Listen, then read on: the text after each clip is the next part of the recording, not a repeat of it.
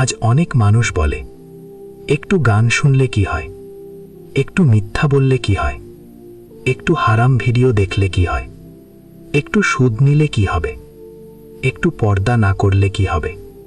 আর এভাবেই মানুষ হারামের সীমার কাছে চলে যায়। তারপর একদিন সে বুঝতেও পারে না সে সম্পূর্ণ হারামে পড়ে গেছে। এই জন্য রাসূল সাল্লাল্লাহু আলাইহি ওয়াসাল্লাম উদাহরণ দিলেন রাখালের।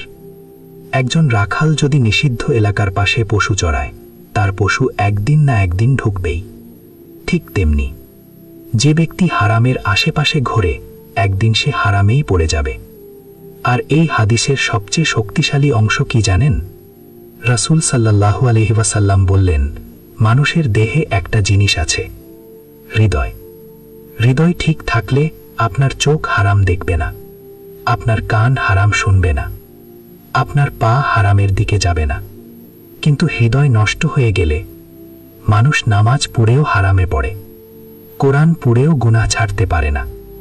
কারণ সমস্যা আমলে না, সমস্যা অন্তরে।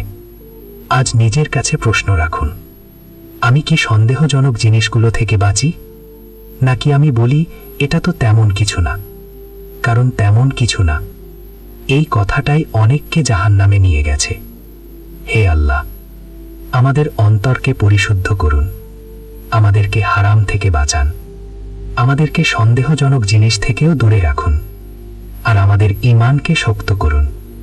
এই কথাগুলো শেয়ার করুন, কারণ হয়তো আজ কারো চোখ খুলে যাবে আর সে হারামের রাস্তা থেকে ফিরে আসবে ইনশাআল্লাহ। পরের ভিডিওতে জানব সহিহ বুখারীর ৪২ নম্বর হাদিস, যেখানে রাসূল সাল্লাল্লাহু আলাইহি ওয়াসাল্লাম আমাদের শেখান আল্লাহ কিভাবে আমাদের রিজিক লিখে দেন এবং ভাগ্য সম্পর্কে ইসলামের সত্য শিক্ষা কি।